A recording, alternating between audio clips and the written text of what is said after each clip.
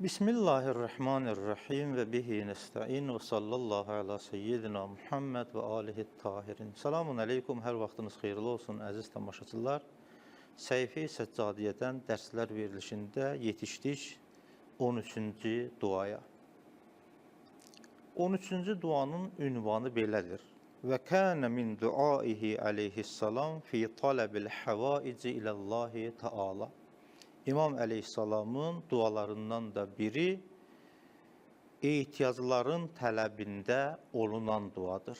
Yəni, hər vaxt İmam Səccad Əleyhisselamın hər bir hacəti olardısa, istəyi, diləyi olardısa, bu duanın vasitəsilə Allahdan öz hacətini, öz ehtiyacını istəyərdi.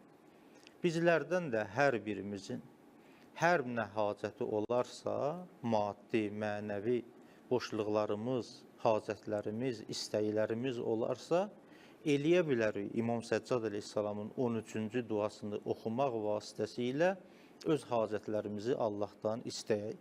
İnşallah özünüz də bu duanı oxuyanda, sonuna yetişəndə orada bir cümlə vardır. Ora çatanda, duanın həmin hissəsində çatanda yaxşı olar ki, insan səcdə halında öz ehtiyaclarını Allaha desin və Allah Teala da inşallah bu duanın bərəkətinə, İmam Səccad Əleyhisselamın bu duasının bərəkətinə onun hacətlərini, maddi və mənəvi istəklərini həyata keçirər inşallah. Bu duanın ümumi məzmunu demək olar ki, belədir. Biz bu duada İmam Səccad Əleyhisselam həqiqətdə bizə öyrədir ki, bu duada siz əvvəl Allahı gözəl vəsiflərlə təvsif edin.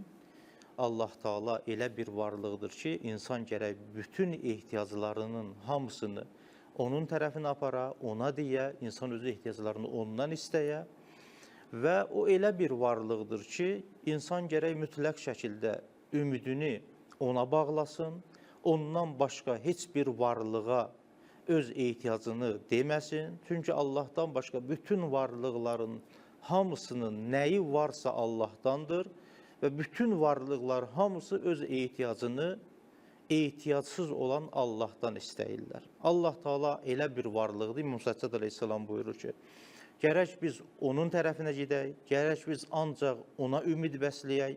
Əgər ondan başqasına ümid bəsləsək, həqiqətdə biz özümüzü məhrum etmiş oluruq. İmam Səccad Əleyhisselamın bu duasından belə istifadə olunur.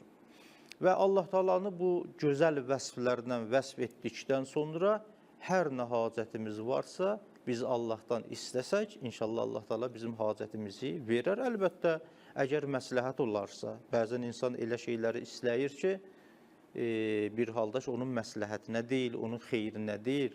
Allah Teala Quran-ı Kərimdə buyurur ki, əsa ən tuhibbu şeyən və huvə şərrun ləkum. Bir sıra şeylər vardır ki, ola bilər, siz onu sevirsiniz, istəyirsiniz, amma bu şeylər siz üçün məsləhət deyil. Nəinki məsləhət deyil, bəlkə sizin zərərinizədir və Allah Teala onu şər hesab bilir. Bir çox şeylərdə əksinə ola bilər, bir sıra şeylər var ki, biz istəmirik, xoşumuza gəlmir, amma Allah Teala buyurur ki, və huvə xeyrun ləkum. Bir halda ki, o sizin üçün xeyirlidir, faydalıdır. Və Allahu ya'ləm və entum la ta'lamun. Allah Teala bilir, amma siz bilmirsiniz. Bu baxımdan bizim hər nə hacətimiz varsa və düşünürük ki, bu bizim xeyrimizədir, bəli, bu elə şeyləri Allahdan istəyək və bu duaların vasitəsilə istəyək. İndi həyata keçərsə, fəni'məl mətlub, çox yaxşı. Amma əgər keçməsə, bilək ki, burada bir hikmət vardır. İndi isə mən müraciət edirəm elə duanın ilk hissələrinə. İmam Əleyhisselam Allah Teala'ya belə xitab edir. Allahümmə, ey mənim Allahım, ya muntəhə mətləbil hacat. Hacat, hacət kəlməsinin cəm formasıdır. Mənası ehtiyaclar deməkdir. Mətləb də burada tələb olunan, tələb etmək mənasında, muntəhə da son mənasında. Allah Teala'ya xitab edərək İmam Səccad Əleyhisselam buyurur ki, ey mənim Allahım, ey o Allah ki, bütün ehtiyacların hamısının tələb olunan yeri sənsən. Mən səni belə tanıyıram ki, bütün ehtiyacları gərək səndən istəyək. hər nə hacətimiz varsa, hər nə ehtiyacımız varsa, istəyimiz, diləyimiz varsa, gərək biz onların hamısını sənin dərgahına gətirək, səndən istəyək. Və ya mən indəhu neylut təlibat. Təlibat da təlibə kəlməsinin, ya tələb kəlməsinin cəm formasıdır. Mənası həmin dilək, istək, insanın arzu etdiyi şeylər. Burada da İmam Səccad əleyhissalam Allaha xitab edərək buyurur ki, ey o Allahı ki, ancaq və ancaq onun yanında insan eləyə bilər, öz tələblərinə, istəklərinə, diləklərinə çatsın. Və ya mən la yəbiu ni'əməhu bil əsman. Ey o Allahı ki, o Allah heç vaxt öz neymətlərini əsman səmənin cəm formasıdır. Səmən də qarşılıq mənasında. Biz hər bir şeyi ki gedirik bazarda alırıqsa, onun müqabilində pul veririk. Məsələn, meyvə almaq istəyirik, gərək pul verəsən, nə bilim, arpa, buğda almaq istəyirsən, gərək pul verəsən, ət almaq istəyirsən, pul verəsən, görgöyərti almaq istəyirsən, pul verəsən.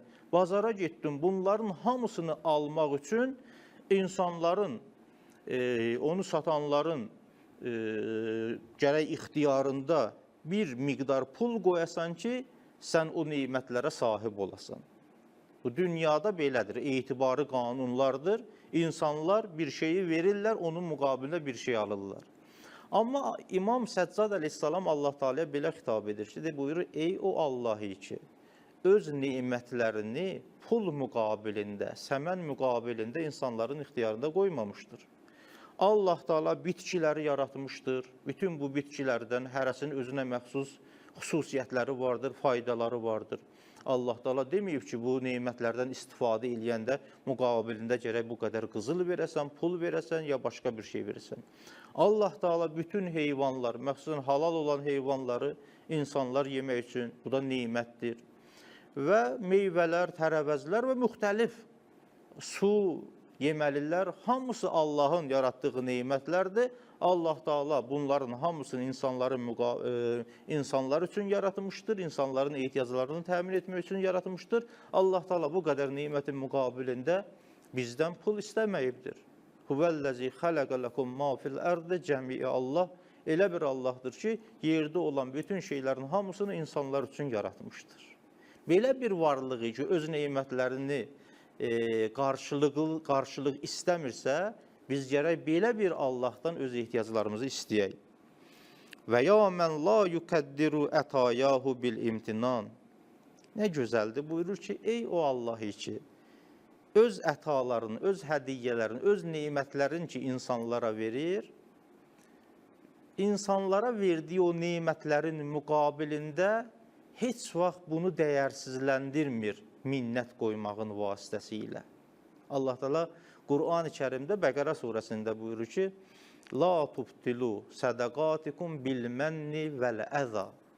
Öz verdiyiniz sədəqələri, Allah yolunda etdiyiniz bu sədəqələri, gözəl, yaxşı işlərinizi əziyyət və minnət qoymağın vasitəsilə batil etməyin. Yəni, insan əgər hər hansı bir şəxsə bir sədəqə verərsə, bir yaxşılıq edərsə, ehsan edərsə, onun müqabilində minnət də qoyarsa, onu dilə gətirib deyərsə ki, mən sənə filan şeyi elədim, filan ehsan elədim, filan sədəqəni verdim, həqiqətdə etdiyin o gözəl əməlin savabını batil etmişsən, nəinki Allah Teala bunun müqabilində sənə savab verməyəcək, bəlkə iqab və əzab da etmiş olar ki, minnət qoymaq həqiqətdə günahdır.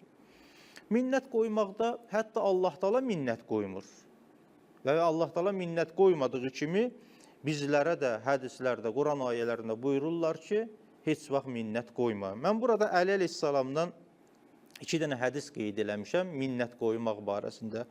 Buyurur ki, cəmalul ihsanı tərkul imtinan. İhsan etməyin, yaxşılıq etməyin gözəlliyi budur ki, insan yaxşılıq etdikdən sonra minnət qoymasın. Mənası budur ki, əgər minnət qoyarsansa, o yaxşılığın gözəlliyi aradan gedir. Bu bir hədis İmam Əli əleyhissalamdandır. Digər bir hədis İmam Əli əleyhissalam ümumiyyətlə yaxşı iş görənlərə xitab edərək belə buyurur. Ya əhləl mə'rufu vəl ihsan. Ey o şəxslər ki, ehsan əhlisiniz, gözəl işlər görürsünüz, yaxşılıq edirsiniz, insanlar arasında belə tanınmısınız. La təmunnə bi ihsanikum. Öz etdiyiniz ehsanların müqabilində minnət qoymayın. Niyə? Fə innəl ihsanə vəl mərufə yubtilhu qubhul imtinan. Buyurur ki, buna xatir ki, ehsan və yaxşılıq etmək, bu ki, gözəl işlərdir, həqiqətdə bunları batil edir, aradan aparır, qubhul imtinan, minnət qoymağın o pisliyi. Minnət qoymaq o qədər pisdir ki, onun pisliyi səbəb olur ki, ehsan və yaxşılıq etmək batil olsun, aradan geçsin. Amma Allah Taala belə deyil. Allah Taala insanlara nə qədər yaxşılıq etsə də, ehsan etsə də, hədiyyələr versə, nemətlər versə, Allah Taala bu ki, la yukəddiru ətayahu. Allah Taala öz verdiyi o hədiyyələri, ehsanları, nemətləri minnət qoymaq vasitəsilə dəyərsizləndirmir. Mənası budur ki, minnət qoysun, etdiyin o gözəl iş dəyərsiz olur. Və ya mən yüstəğna bihi və la yüstəğna ənhu. Nə gözəl sifətlərlə İmam Səccad əleyhissalam Allah Taala'nı təvsif edir, vəsf edir. Buyurur ki, ey o Allah ki, onun vasitəsilə ehtiyatsız olmaq olar. Allah bizə nemət verər, imkanat verər, şərait verər. Onun vasitəsilə biz Allahdan başqasından ehtiyatsız ola bilərik. Amma və la yüstəğnə ənhu. Amma o elə bir varlıqdır ki, biz onun özündən ehtiyatsız ola bilmərik. Fəlsəfədə bir qanun var. Buyururlar ki, məlul öz vücudunda illətə, səbəbə bağlı olduğu kimi, öz bəqasında da, davamında da illətə və səbəbə bağlıdır. Yəni, biz insanlar hamımız Allahın yaratdığıyıq. Necə biz yaradılışımızda Allahın varlığına ehtiyacımız var, o bizim yaranma səbəbimizdir. Bizim yaradılışımızın davamı ki, 80 il, 90 il, 70 il az çox ki yaşayırıq, yaşayışımızın, vücudumuzun, varlığımızın davamında da biz Allaha ehtiyaclıyıq. Ona görə Allah Teala Qur'an-ı Kərimdə buyurur ki, ya əyyuhənnas, əntumul füqərau ilallah, vallahu vel-ganiyyul hamid. Ey insanlar, siz Allaha ehtiyaclısınız, amma Allah Teala ehtiyacsızdır.